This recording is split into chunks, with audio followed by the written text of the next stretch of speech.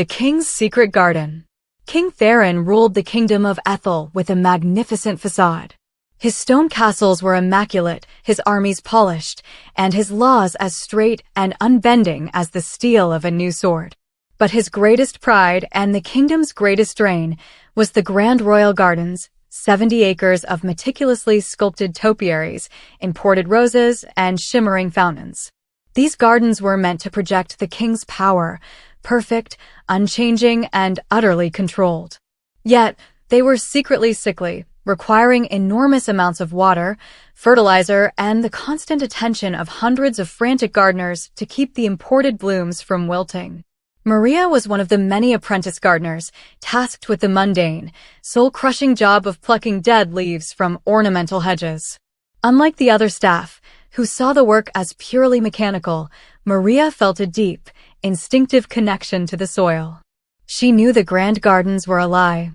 She could hear the faint, desperate whisper of the dying roots beneath the thick, manicured grass. The King, Theron, walked the grand gardens daily, oblivious to their distress. He saw only the reflection of his own power. He believed that if you threw enough resources at a problem, it would eventually bend to your will. This was the same philosophy he applied to his kingdom. Every problem could be fixed with a decree and a budget. The grand gardens held a persistent, baffling mystery, the Silent Circle. It was a small, ancient stone wall, covered in ivy, situated in a remote corner of the grounds. No matter how much the king's master gardener tried to force blooms onto this wall, or how many fountains were diverted toward it, the ivy remained sparse, and the earth around it yielded nothing but moss and gray gravel. It was the only blemish on Theron's perfection, and it infuriated him. Maria was often assigned to the Silent Circle, scrubbing moss and attempting to inject life into the stubborn soil. One late autumn afternoon, scraping away a thick layer of cement poured by a previous regime to hide the wall, she noticed a faint, recurring pattern in the stone, a ripple, like water flowing in granite. Following her instinct, Maria pressed her palm against the stone where the pattern was strongest. She slipped through the shimmering space and found herself standing in a hidden, enclosed place. This was the legendary King's Secret Garden. It was small, no larger than the throne room, and shockingly desolate. It was not dead, but deeply, profoundly sleeping. The soil was rich black, but dry. There were ancient trees whose branches curled inward like the arms of a sleeper, and a small, cracked well at its center. Maria walked toward the well. Engraved on its rim, beneath layers of grime, was a simple truth. The garden feeds not on dew, but on truth. It thrives not on water, but on unburdening. Maria realized this garden was a mirror. It reflected the king's deepest, most hidden self, the part he kept meticulously sealed away from the world. If his grand, public gardens were a mask of power, this secret space was his true, neglected heart. The garden was starving because the king was starving his own soul. Maria returned the next day, bringing not her gardening shears, but her notebook. She knew conventional methods were useless here. She spent hours tracing the roots of the sleeping plants, realizing they were not reaching for water, but for an invisible nutrient. The next morning, she tried an experiment. She had been saving her meager wages for a new, strong cloak to survive the winter. That money, 3 silver coins, was precious. As she walked to work, she saw old Joraz, the royal messenger, struggling to pull his delivery cart.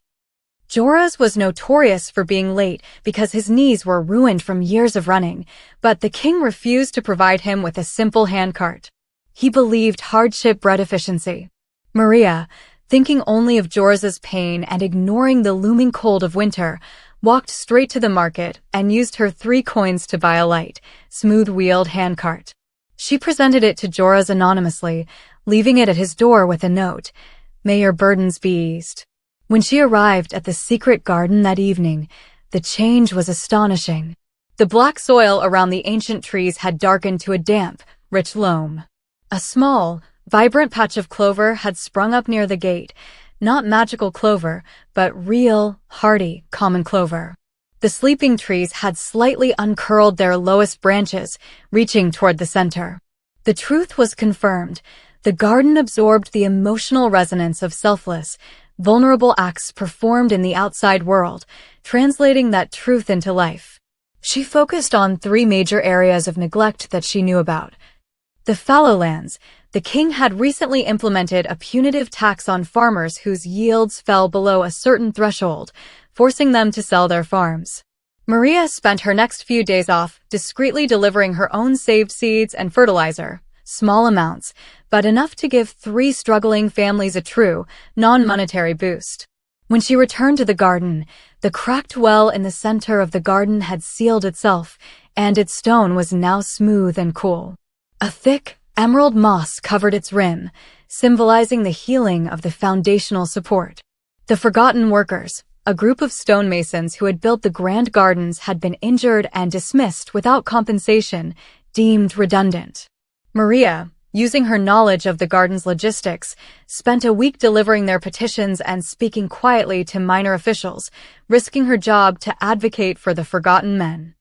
She did not receive money, but she ensured the men's names and medical files were placed where they could no longer be ignored. That night in the secret garden, a large, magnificent white lily bloomed beside the well, a flower of justice and recognition. The suppressed arts. King Theron saw art as frivolous unless it glorified his reign. The city's true artists, poets, musicians, and painters were forced into secret meetings in dank taverns. Maria found a way to share some of her extra candle wax with a group of poets so they could write late into the night. It was a gesture of respect for suppressed beauty.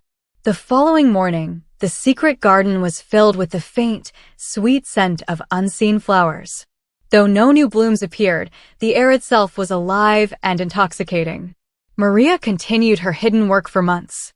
The grand royal gardens outside became increasingly brittle and unsustainable, costing the king more and more to maintain its lie.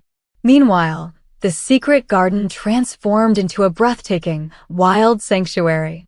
It was not manicured, but naturally perfect, filled with unique, native blooms, rich damp earth, and an aura of profound peace. One cold winter morning, King Theron, tormented by the failing grand gardens, decided to visit the silent circle, believing some magical ill will had been cast upon him. He kicked at the old ivy, and his boot heel caught on the edge of the illusionary wall. The shimmer appeared. Theron, driven by frustrated curiosity, stepped through and gasped. He stood in a thriving, warm, impossibly vibrant jungle of color and scent. And there, kneeling by a bed of flowering bluebells that symbolized simple, everyday joy, was Maria. The king's voice was a low growl of stunned fury. "You! How dare you trespass? How dare you cultivate this reproach? While my great gardens die, you hoard this magnificent life for yourself." Maria rose slowly, dusting the rich black soil from her hands. She did not kneel. She simply met his eyes. "Your Majesty," she said, her voice clear. "I have not trespassed. I have tended to the only honest patch of land in your kingdom. This garden does not belong to me, nor does it belong to you, King Theron. This garden is your secret, unburdened self." She gestured around the enclosure. "The lilies here are the justice you refused the stonemasons. The rich earth is the land you helped the farmers save. The sweet air is the art you suppress. They grew because the need was addressed with an honest heart, sacrificing my own comfort for the good of others." She walked to a vine, heavily laden with plump, sweet berries. "You see these? They grew when you finally allowed yourself, just once, to admit a small fear to your advisor, the fear that your pursuit of perfection was making you deeply lonely. The moment you became vulnerable, the garden thrived." The king, for the first time in perhaps 30 years, felt the overwhelming, painful pressure of his own isolation lift. He realized he had been guarding his image, but had imprisoned his soul. "Tell me," the king whispered, looking at the vibrant beauty, a genuine tear tracking down his cheek. "What must I do to feed this garden? What is its final demand?" Maria smiled, pointing to the largest, most powerful tree, whose trunk was still slightly scarred from neglect. "The greatest nourishment this garden requires is not from my hand, but from yours, your Majesty. You must confess your largest, most painful truth. You must unburden yourself, not to a priest or a servant, but to your entire kingdom. The king, standing amidst the overwhelming, honest fragrance of his own potential, finally understood. The next day, King Theron did not issue a decree about taxes or budgets. He stood on the castle balcony and confessed to his people his decades of fear, that he was inadequate, that he used perfection to hide weakness, and that he had prioritized the image of Ethel over its people's well-being. As the crowd murmured in astonishment, the secret garden exploded. It did not merely bloom, it began to grow. The shimmering wall dissolved, and the garden expanded, merging with the sickly Grand Royal Gardens. The entire royal domain was transformed into a place of natural, sustainable beauty. King Theron, now humbled and truly powerful, made Maria the new chief advisor and keeper of the royal lands. She taught him the final, profound lesson: true leadership is not about maintaining a perfect facade through force, but about cultivating genuine life through empathy and the courage to admit your own imperfection.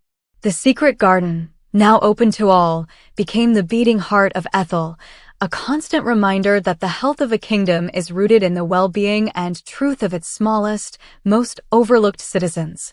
If you enjoyed this story, subscribe the channel and like the video. Thank you.